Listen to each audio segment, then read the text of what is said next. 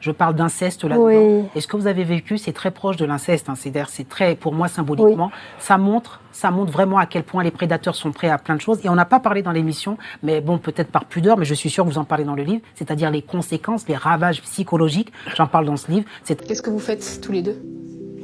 Dès qu'on est tout seul, Ouais. il me montre son kiki. On est dans sa chambre et des fois il met son doigt dans mon trou. Le trou, il est situé où quand il met les doigts? Tiens, regarde. Hop. Ça, c'est toi.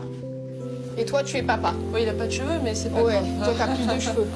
Alors, est-ce que... D'accord. Tu ressens quoi quand il fait ça? Qu'est-ce que tu sens? C'est mal. Tu lui dis? Oui, je lui dis d'arrêter. Et qu'est-ce qu'il te dit? Il dit attends un peu et continue un peu. D'accord. Pendant 15 minutes, Zoé décrit crûment et avec précision les attouchements qu'elle aurait subis et qui s'apparentent à des viols. Elle explique aussi, geste à l'appui, que son père l'aurait forcée à le masturber. Et qu'est-ce que tu voudrais qu'il se passe, toi, maintenant que tu en as parlé? Je voudrais qu'il arrête. Oui, c'est normal. Et toi, tu voudrais qu'il aille en prison, papa? Non, Qu'est-ce que tu voudrais qu'il lui arrive? juste qu'il ait une amende. Au vu de la gravité des faits dénoncés, Tony et Carole vont entendre le père de Zoé dès le lendemain matin. Votre fille, elle déclare que quand elle est seule avec vous, vous l'amenez dans la chambre et que vous mettez vos doigts dans le trou où elle fait pipi, que vous prenez ses mains pour vous masturber. C'est pas ma fille qui vous a dit ça, c'est pas Ah bah si, je vous assure que c'est votre fille. J'ai du mal à vous croire parce que... Si on vous la montre en train de nous le dire, peut-être que... Ah, peut-être que oui, ça me... Ouais, on va vous le montrer. Il met son doigt dans mon trou. C'est pas possible. Comment il fait? Si vous avez craqué à un moment donné et que vous faites des bêtises avec votre fille, il faut le dire. Parce qu'à un moment donné, il faut penser à elle. Et là, elle... Moi, ma fille, vous dire ça, je vous dis, même moi, je vous dis, c'est pas des mensonges ce qu'elle vous dit. Voilà, donc si c'est pas des mensonges, je me suis... Mais de là, mais je comprends pas pourquoi elle m'accuse moi. Son père, je donnerais ma vie pour ma fille. Vous croyez que ça me fait quoi de voir ma fille en train de dire ça? Pendant l'audition, Tony est appelé par ses collègues qui entendent en parallèle la sœur du mis en cause. C'est elle qui a contacté les policiers quand elle a su que son frère était en garde à vue. Quand elle avait 6 ans, il a commencé à faire des attouchements sur elle. Le cas du père de famille va encore s'aggraver avec les révélations de sa sœur. Donc, monsieur, on va rentrer dans une autre problématique maintenant, ok? Votre sœur est actuellement entendue au commissariat, d'accord? Vous imaginez tout ce qu'elle a pu nous raconter? Dans un premier lieu, l'épisode de 6 ans, elle aurait été victime de votre part d'attouchement sexuel. Et l'épisode de 12-13 ans, alors qu'elle était placée chez vous, elle aurait été victime de pénétration avec votre sexe, au niveau du vagin. Voilà ce qu'elle déclare.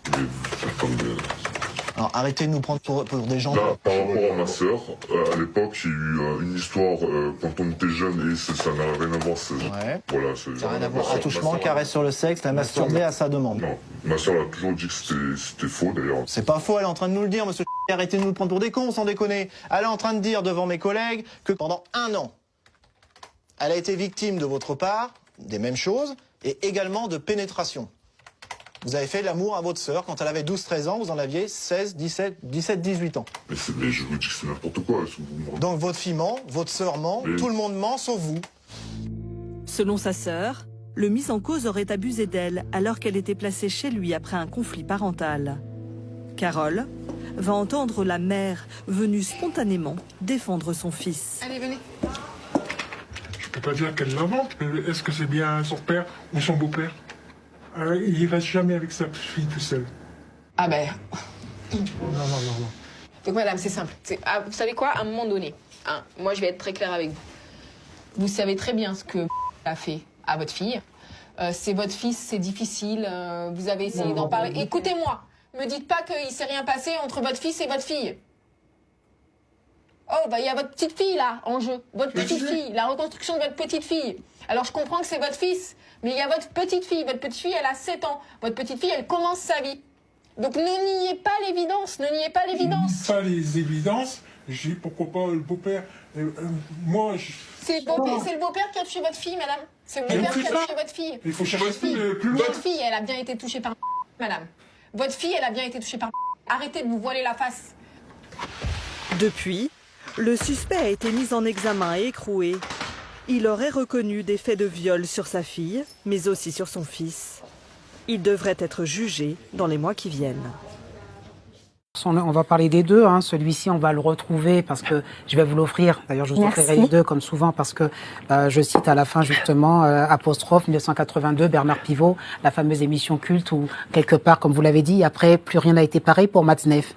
Et vous avez parlé de la journaliste qui l'a défendu, qui l'a attaqué. Ouais. Et je pense que ça a été vraiment culte. Et finalement, c'est des mots qu'on n'oubliera jamais. Et notre fameux Daniel Cohn-Bendit, pédocriminel également dans cette émission, a enchanté Matzneff en lui disant que c'était fantastique qu'une jeune fille de 5 ans le déshabille et que donc voilà, c'était vraiment avec monsieur Pivot qui était là, tout le monde rigolait, souriait sauf la journaliste. Donc voilà, je le dénonce un peu dans ce livre comme tout un tas de mots d'ailleurs qu'on n'oubliera jamais de la part de ces hommes. Et puis je vous offre aussi celui-ci parce que celui-ci je retrouve beaucoup d'éléments, je parle d'inceste là-dedans. Oui. Et ce que vous avez vécu, c'est très proche de l'inceste, c'est-à-dire c'est très pour moi symboliquement, ça montre vraiment à quel point les prédateurs sont prêts à plein de choses. Et on n'a pas parlé dans l'émission, mais bon, peut-être par pudeur, mais je suis sûr que vous en parlez dans le livre, c'est-à-dire les conséquences, les ravages psychologiques, j'en parle dans ce livre, c'est-à-dire la perte de confiance en vous. Je sais tout ce qui s'est passé après. 40 ans, 50 ans après, il y a tout un tas de symptômes. Alors, de manière cathartique, vous écrivez, ça vous fait du bien. On sent que vous avez besoin de connaître une vérité. Et c'est pour dire que quand on vit des traumatismes comme ça vous marque